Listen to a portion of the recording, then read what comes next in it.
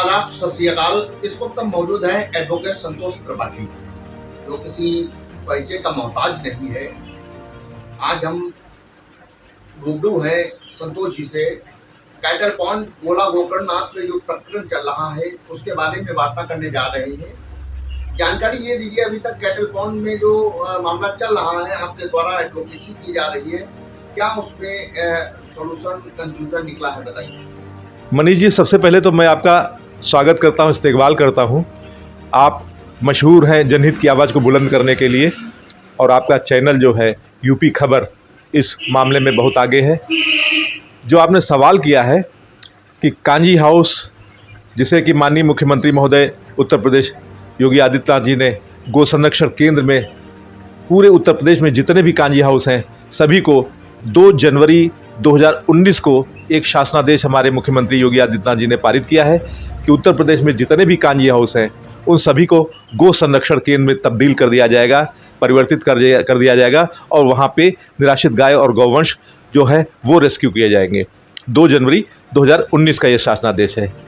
इस शासनादेश को हमने आगे बढ़ाने के लिए हम पहुँचे हैं माननीय न्यायालय मुख्य न्यायिक मजिस्ट्रेट लखीमपुर खीरी के समक्ष।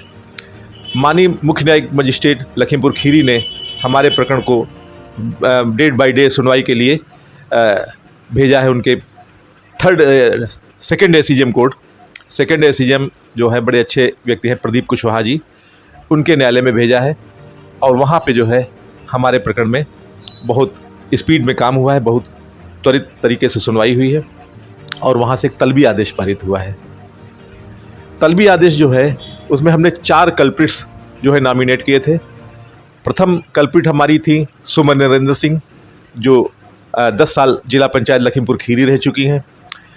दूसरे कल्प्रिट्स हमारे जो थे वो इनके अपर मुख्य अधिकारी, जिनको शार्ट में इन शार्ट AMA कहा जाता है, अशोक कुमार सिंह ये थे। और 2 कल्प्रिट्स हमारे जो है गोला से बिलोंग करती थे। एक तो चेयरपर्सन 10 साल की, ये भी चेयरपर्सन रह चुकी हैं, श्रीमती मीनाक्षी अग्रवाल। इनको हमने इसमें 3rd नंबर पे कल्प्रिट बनाया था, और 4th नंबर पे हमने इनके अधिशासी अधिकारी राम रतन अम्बेश, इनको कल्प्रिट बनाया था। ऑनरेबल कोर्ट ने सर्वप्रथम क्या किया है, वो हमारे आवेदन पर 3 पत्रावलियाँ तलब की हैं। 3 पत्रावलियों में हमने इंगित किया था, एक तो हमारे यहाँ के जो है एक बहुत ही लोकप्रिय, बहुत ही अच्छे विधायक स्वर्गीय अरविंद गिरी जी, उन्होंने जब वो नगर पालिका के चेयरमैन हुआ करते थे, गोला नगर पालिका के चेयरमैन हुआ करते थे, तो उस समय एक पत्राचार हुआ था जिला पंचायत से, और उस पत्राचार में हमारे लोकप्रिय विधायक आदरणीय अरविंद गिरी जी ने 2 टूक जवाब लिखित रूप में जो है जिला पंचायत को दे दिया था कि ये जो संपत्ति जिसको आप क्लेम करना चाहते हैं, जिसको आप हथियाना चाहते हैं, ये संपत्ति जो है नगर पालिका परिषद गोला की है। नगर पालिका परिषद गोला में इंद्राज है इसका, और रमेश चंद्र अग्नोत्री यहाँ पे जो है पॉन्ड कीपर के रूप में बाकायदा नियुक्त हैं। उनको हमें वेतन दिया जाता है हमारे द्वारा, और नगर पालिका परिषद गोला जो है वो पूरी तरीके से सक्षम है इसका रखरखाव करने के लिए, इसका मेंटेनेंस करने के लिए। और इस तरीके से जो है उन्होंने जिला पंचायत को पूरी तरीके से जवाब दे दिया था। दूसरा जो है हमने पत्रावली तलब की थी, वो तलब की थी दाखिल खारिज की। तो दाखिल खारिज की पत्रावली जो है चूँकि बनाई ही नहीं गई थी मीनाक्षी अग्रवाल के कार्यालय में, इसलिए उन्होंने उसको पेश कर पाने में पूरी तरीके से नगर पालिका गोला विफल रही, असफल रही, फेलर रही। और उसके खानापूरी के लिए जो यहाँ से पत्रावली भेजी गई है वो सिर्फ और सिर्फ जो है एक जाली खतौनी, जो जिसकी की प्रविष्टि जो है एक्सपंज हो चुकी थी, नवीन प्रति वाली, उसकी भी फोटोकॉपी, और एक अखबार की फोटोस्टेट, वो भी धुंधली, जो कि विजिबल नहीं है, पढ़ने में नहीं आ रही है। मैंने इनकी इस बात को भी खंडन करने के लिए ओरिजिनल खतौनी, ओरिजिनल जो वो अखबार की कॉपी थी, वो हमने सही जो अखबार की कॉपी इन्होंने प्रोक्योरमेंट कराई थी, जिसमें कि फ्रॉड इनका जो है सामने आ सके, वो मैंने दाखिल किया, और उसको ऑनरेबल कोर्ट ने संज्ञान लिया। तीसरी चीज़ जो है, हमने वो जाली नक्शा जो है जिसमें मीनाक्षी अग्रवाल, रामरतन अम्बेश की मोहरें लगी थी और उनके हस्ताक्षर थे, उस पत्रावली को भी हमने मांगा कि वो भी तलब कर ली जाए। ऑनरेबल कोर्ट ने उस पत्रावली को भी तलब किया। वो पत्रावली यहाँ पे मौके पे रिकॉर्ड में थी, और वो पूरी की पूरी पत्रावली जितने भी जाली नक्शे वगैरह उसमें इनमें पास किए थे वो सब के सब जब्त हो चुके हैं। इसके बाद में हमारा 200 CRPC का बयान लिखा गया। वो 200 CRPC के बयान हमने जो है अनोट दिया, सारे डिटेल्स हमने उसमें जो है न्यायालय के समक्ष अवगत कराए। उसके बाद में हमने पेरेंट्स पेट्री का सिद्धांत भी जो है न्यायालय के समक्ष रखा कि जिसका कोई नहीं होता है उसका न्यायालय होता है। और पीड़ित की परिभाषा भी हमने उसमें कोट की कि पीड़ित की परिभाषा जो धारा 2 बाका दंड प्रक्रिया संहिता में दी गई है, पीड़ित से अभिप्रेत है वारिस, खुद पीड़ित, उसका वारिस और उसका संरक्षक। चूंकि पेरेंट्स पेट्री के सिद्धांत में जिसका कोई नहीं उसका संरक्षक न्यायालय होता है, तो इसलिए मैंने जो है न्यायालय के सामने पुरजोर तरीके से कहा कि इसमें पीड़ित खुद न्यायालय है, इसलिए न्यायालय को निराश्रित गाय और गौवंशों के बारे में सोचना होगा। और ऑनरेबल कोर्ट ने हमारी इस बात को तवज्जो दिया, महत्व दिया। उन्होंने पूरी आत्मीयता से, पूरी दिलो जान से जो है इसमें इंक्वायरी किया। और एक और इंक्वायरी उन्होंने किया, उन्होंने 202 सीआरपीसी में, 202 सीआरपीसी एक इंक्वायरी होती है, ना कि कोई गवाही होती है। 202 की इंक्वायरी जो है वो कोर्ट किसी की गवाही के थ्रू भी कर सकती है, किसी डॉक्यूमेंट से भी कर सकती है, किसी पत्रावलियों से भी कर सकती है। तो 202 की इंक्वायरी उन्होंने पुलिस से करवाई। और यहाँ के गोला के एक अच्छे एसआई हैं, अनीस अहमद उनका नाम है। अनीस अहमद ने डिटेल्ड इंक्वायरी जो है यहाँ से कर करके 202 सीआरपीसी में भेजी।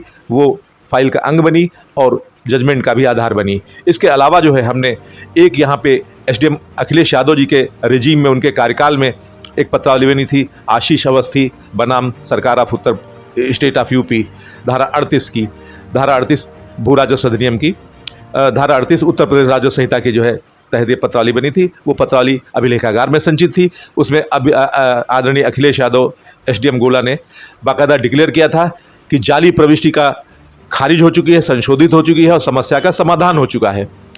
तो जब जाली पत्रावली, जाली प्रविष्टि वो खारिज हो चुकी थी, वो आगे बढ़ी ही नहीं। नवीन प्रति खतौनी में एक प्रविष्टि उतारी गई और वो प्रविष्टि जो है ना कोई पत्र परवाना हुआ, ना ही कोई पत्र परवाना जो है तहसील अभिलेखों में जो है रिकॉर्ड में पाया गया, बाकायदा पुष्टि हुई। और यहाँ पे एक गुप्ता जी तहसीलदार हुआ करते थे, उन्होंने बाकायदा इस चीज़ को लिखा कि जो है ये संदिग्ध है और ये एक्सपंज होने योग्य है। उस पर जो है ये फैसला हुआ कि जाली प्रविष्टि का निरस्तीकरण हो चुका है और समस्या का समाधान हो चुका है। इन सभी तथ्यों को ऑनरेबल कोर्ट ने अपने उसमें जहन में रखा, उनको अपने आदेश में एक एक चीज़ का परिशीलन किया। और परिशीलन करने के बाद में भारतीय दंड संहिता की धारा 420 420 of IPC Indian penal code की धारा 420 में इन 4 अभियुक्तों को तलब किया है, जिसको कि कहा जाएगा कि धोखाधड़ी की धाराओं में इनको तलब किया गया है। और धोखा भी किसको दिया गया है? निराश्रित गाय और गौवंश को। इसमें जो विक्टिम है, इसमें जो पीड़ित है वो संतोष त्रिपाठी नहीं है, इसमें जो पीड़ित है वो निराश्रित गाय और गौवंश है। हम तो केवल उनकी आवाज़ बुलंद कर रहे हैं, हम तो केवल एक माध्यम है, क्योंकि निराश्रित गाय और गौवंश अपनी बात अपने आप नहीं कह सकते हैं। उनके सर से उनकी छत छीनी गई है।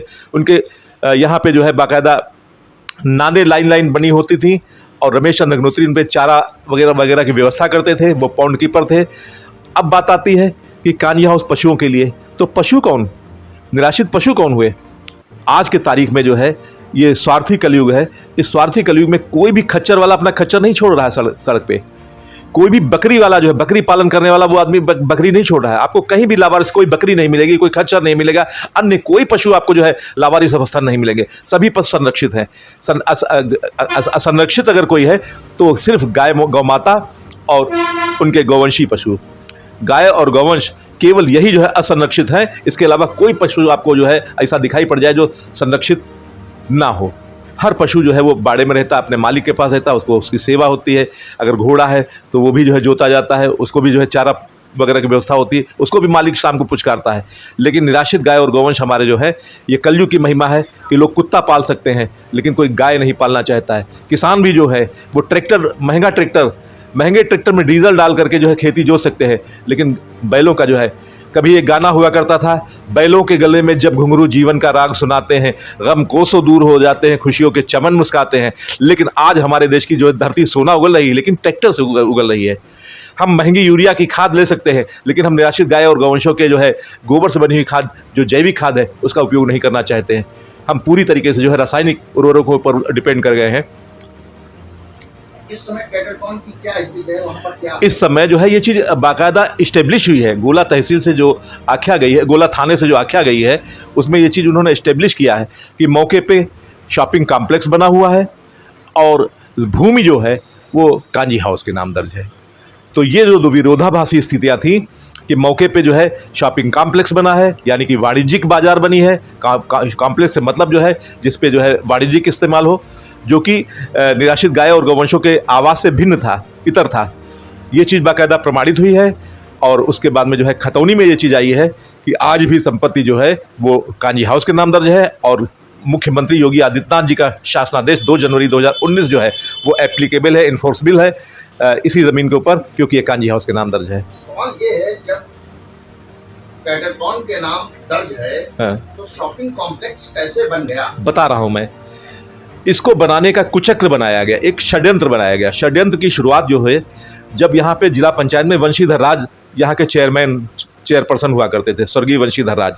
उस समय जो है एक फर्जी प्रविष्टि कराई गई, डायरेक्ट जो है नामांतरण बही में बिना किसी पत्र परवाना के, कोई पत्र नहीं कोई परवाना नहीं, और उसमें इमला बोल करके, जिसको कि कहा जाएगा डिक्टेशन, इमला बोल करके जो है किसी भी तरीके से फर्जी तरीके से विदाउट एनी पत्र परवाना, विदाउट एनी जो है judicial order, without any mutation order, direct जो है अपर मुख्य अधिकारी की तरफ से इमला बोल करके एक म्यूटेशन, एक जो है नामांतरण बही में ऑर्डर लाया जाता है। और उस ऑर्डर को लेके कहाँ जाएं? समस्या तो ये थी कि कांजी हाउस की जो जमीन थी उसको हथियाना था, उसमें तो लेके जा नहीं सकते थे। तो बड़ी चालाकी से जो है 9 गाटा संख्या की एक खतौनी थी, नवीन प्रति। इन लोगों ने ये समझा कि नवीन प्रति की खतौनी जो है उसके जो 9 गाटा संख्या है वो त्रिलोकगिरी बाबा के आसपास में कहीं है।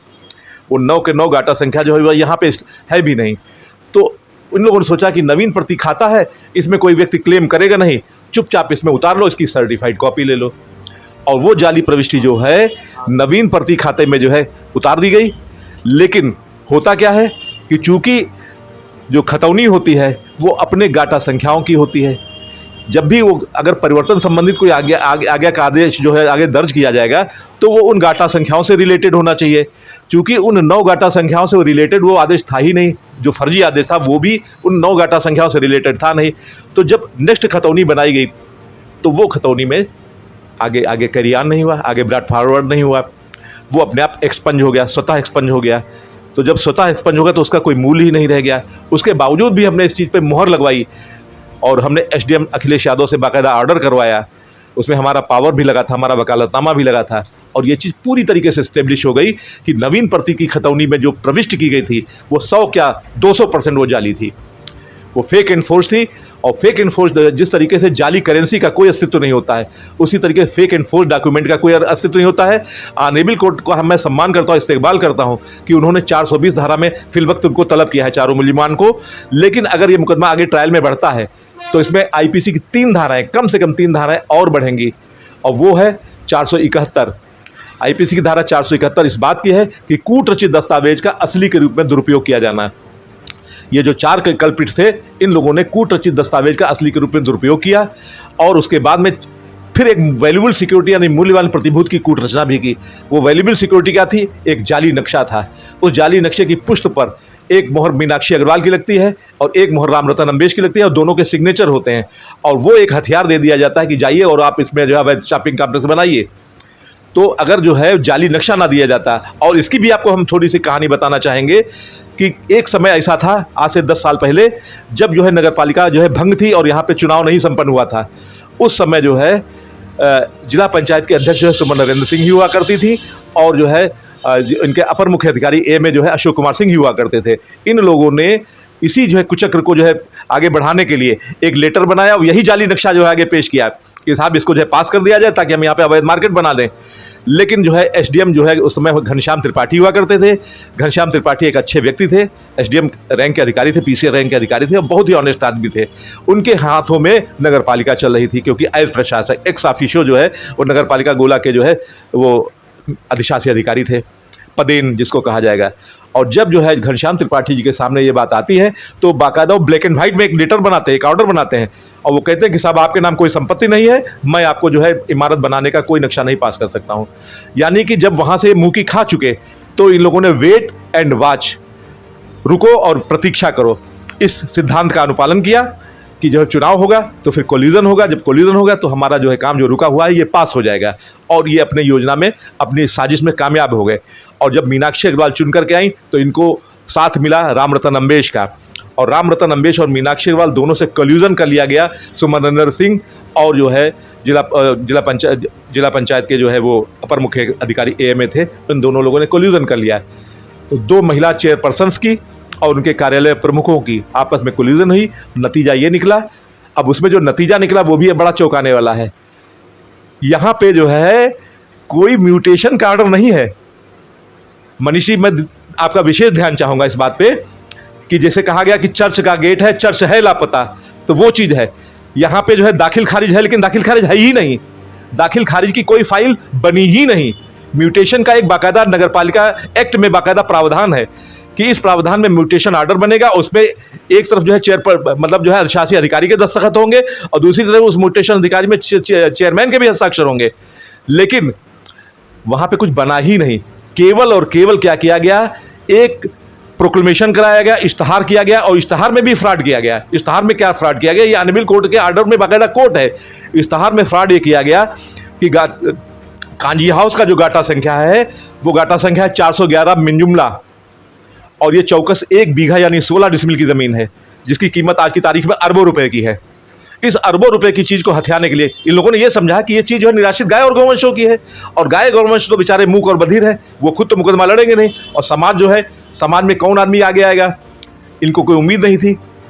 तो इन लोगों ने बिल्कुल इत्मीनान से फ्रॉड किया, और इन्होंने क्या किया, जो अखबार में प्रोक्लेमेशन कराया उसमें गाटा संख्या डाला 220। बताइए आप कैसे कोई आदमी भाप पाता है। और उसमें भी जो है, जो टाइटल उसका था, जो संपत्ति का स्वामी था, उसको लिखा इंतखाब से प्राप्त संपत्ति। कहीं पे कांजी हाउस शब्द नहीं लिखा। तो जब कांजी हाउस शब्द ही नहीं, तो अगर किसी ने अखबार भी पढ़ा होगा तो भी वो आदमी एतराज़ नहीं कर सकता। अगर कोई समाज सेवी संगठन या कोई भी आदमी, हमारा कोई भाई अगर एतराज़ करना चाहता तो नहीं कर सकता था उनके ऑन बिहाफ। तो इस तरीके से जो है केवल अखबार में जो है प्रोक्लेमेशन हुआ, और जब अखबार में प्रोक्लेमेशन हो गया तब इनकी हिम्मत और बढ़ी कि जो है निराश्रित गाय और गौवंश तो आपत्ति करने वाले नहीं, और कोई समाज का आदमी आएगा नहीं, क्योंकि हमने तो मुंहबंदी कर रखा है। गाटा संख्या 220 डाला है और इंतखाब में प्राप्त संपत्ति डाली, कांजी हाउस तो कहीं हमने उल्लेख किया ही नहीं। तो इन्होंने डायरेक्ट जो है सीधे और सीधे नक्शे की पुष्ट पे मोहरें लगाई, हस्ताक्षर बनाए और जाली नक्शा हैंडओवर कर दिया कि जाइए और मार्केट बनाइए जाके। और उसके बाद में दिन दहाड़े खुले आम सबके सामने डकैती हुई, लूट पड़ गई हमारी निराश्रित गाय और गौवंशों की जमीन की। अब दूसरी चीज एक और आती है कि जो है इसकी बिल्डिंग तोड़ी कैसे गई। आपको एक चीज बताना, अगर मान लीजिए हमारे यहाँ गोला के SDM साहब रिटायर हो जाएं, तो क्या तहसीलदार और SDM अगर दोनों लोग रिटायर हो जाए, फर्ज करिए कि गोला तहसील के SDM और तहसीलदार दोनों रिटायरमेंट हो जाए, तो क्या तहसील भवन गिरा दिया जाएगा? तहसील भवन नहीं गिराया जाएगा। DM रिटायर हो जाए तो क्या जो कलेक्ट्रेट गिरा दी जाएगी? जी नहीं। अगर कोई अधिकारी रिटायर होता है, कोई कर्मचारी रिटायर होता है, तो उसकी जगह पर रिप्लेसमेंट होता है, दूसरा व्यक्ति आता है और आईना वही रहता है, चेहरे बदल जाते हैं। हमारे यहाँ क्या हुआ, रमेश चंद्र अग्नोत्री रिटायर हुए और उनकी पत्नी को कैंसर था। वो पत्नी जो है मरणासन स्थिति में, तो उन्होंने हाईकोर्ट का दरवाजा खटखटाया कि साहब हम खाली कर देंगे कांजी हाउस, दूसरे व्यक्ति को आप यहाँ पे सब्स्टिट्यूट करेंगे, हमें कोई दिक्कत नहीं। लेकिन हमारी पत्नी जो है वो इस समय काफ़ी बीमार है, जीर्णशीर्ण अवस्था में है, तो हमको 2-4 दिन का मौका दे दिया जाए। इसका मौका नहीं दिया गया और बस जो है सीधे इस पर बुलडोजर गिरा दिया गया है। निराश्रित गाय और गौवंशों का जो है खूंटे उखाड़ दिए गए, नानें उनकी तोड़ दी गई, यहाँ पे बुलडोजर चलाया गया। अब आप ये देखिए कि बुलडोजर एनक्रोचमेंट पे चलता है, और यहाँ पे एक लीगल बिल्डिंग थी, कांजी हाउस की बिल्डिंग थी, उस पर बुलडोजर चल गया और उसको समतल कर दिया गया। जब वो समतल हो गया उसके बाद में उसको हथियाने की योजनाएं बनने लगी। हथियाया कैसे जाए, इसके लिए बाकायदा एक फर्जी म्यूटेशन ऑर्डर चढ़ाया गया, बिना किसी पत्र और परवाने के। राजस्व अभिलेखों में जो है कोई भी आदेश अगर चढ़ता है तो रेवेन्यू अधिकारी उसको आदेश देते हैं, ना कि जो है उसको कोई थर्ड पर्सन देता है। अब 15 जुलाई को तलब किया गया जी। चारों जो कलेक्ट्रेट तो क्या होगा 15 जुलाई को जहां तक जो लॉ की स्थिति है, लीगल स्थिति है, इन सभी लोगों को आकर के सबसे पहले जमानत करानी चाहिए। इसके संबंध में जो है ऑनरेबल हाईकोर्ट, इलाहाबाद हाईकोर्ट की लखनऊ खंडपीठ ने फुल बेंच में एक आदेश दिया है, रणजीत सिंह बनाम स्टेट ऑफ यूपी के नाम से। ये माइलस्टोन जजमेंट है, मील का पत्थर है, और इसमें जो है इन्होंने कहा है द ओनली कोर्स इज